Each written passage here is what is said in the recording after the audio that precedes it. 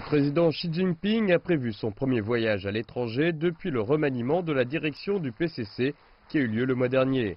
Sa première étape sera le Vietnam afin de participer au sommet de l'APEC. C'est une décision qui, selon le ministère chinois des Affaires étrangères, prouve la grande attention que porte Beijing envers la région Asie-Pacifique. Nous espérons que toutes les parties soutiennent les importants principes du libre-échange et des investissements ouverts et travailleront de concert pour promouvoir la libéralisation et la facilitation du commerce et des investissements. Le soutien de la Chine à la mondialisation intervient alors que des dirigeants occidentaux, à l'instar du président américain Donald Trump, sont en train de mettre en place des mesures protectionnistes. Donald Trump se rendra d'ailleurs en Chine avant la tenue de l'APEC.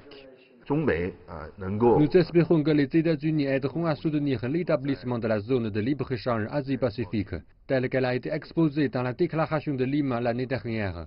Les deux pays ont de nombreux intérêts communs et nous espérons que nous pourrons travailler ensemble afin de fournir des résultats positifs. En plus de sa participation à l'APEC, le président Xi rencontrera également son homologue vietnamien, non seulement en marge de l'événement, mais également dans le cadre d'une visite d'État officielle, sa toute première après sa réélection en tant que secrétaire général du comité central du PCC. Alors que la Chine et le Vietnam revendiquent tous les deux des îles en mer de Chine méridionale, est-ce que cette importante visite signale que des progrès significatifs ont eu lieu en vue de la résolution du conflit? Et comment cette visite permettra-t-elle d'aider à calmer les tensions? La Chine et le Vietnam ont atteint un consensus important concernant les disputes territoriales en mer de Chine méridionale en acceptant de gérer au mieux leurs différends et de soutenir les intérêts globaux des relations bilatérales.